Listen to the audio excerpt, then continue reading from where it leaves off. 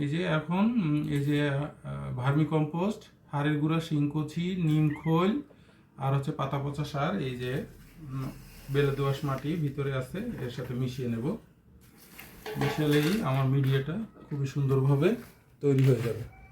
তখন এই মিডিয়াতে কিন্তু গাছটা খুবই ভালো হবে।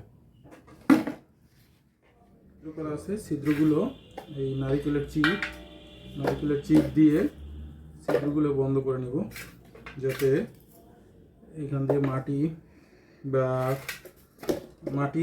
না বের হয়ে যায়। এই যে ছিদ্রগুলো মোটামুটি বন্ধ করে নিলাম। এখন হচ্ছে এই যে আপনারাও পটে ছিদ্র করে নেবেন এবং ছিদ্রগুলো এরকম নারিকেলের চিপ বা অন্য কোনো ইট দিয়ে বন্ধ করে নেবেন। নিয়ে তারপর হচ্ছে এই পটটা ফিল আপ করবো। এই যেই মাটি তৈরি করেছিলাম সেটা দিয়ে পটটা তৈরি করে নেব। পটটা মোটামুটি ফিল আপ করে নেব। ধূপকাঠি গাছটা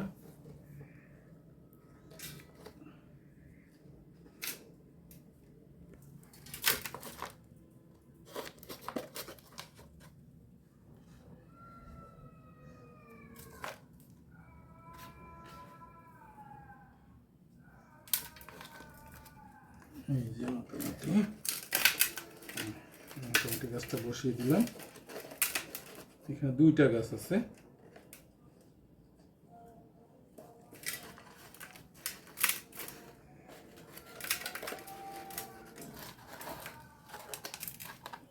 মোটামুটি হয়ে গেল।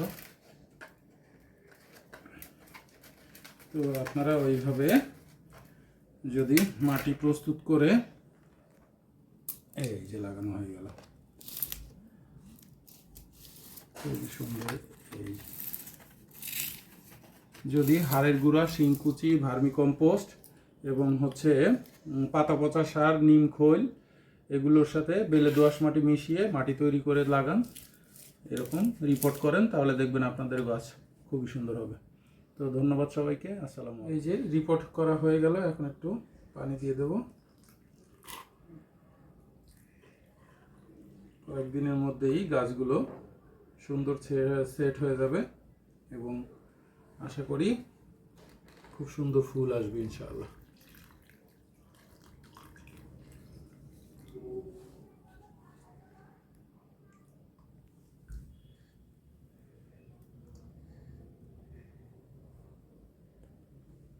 তো ধন্যবাদ, আসসালামু আলাইকুম।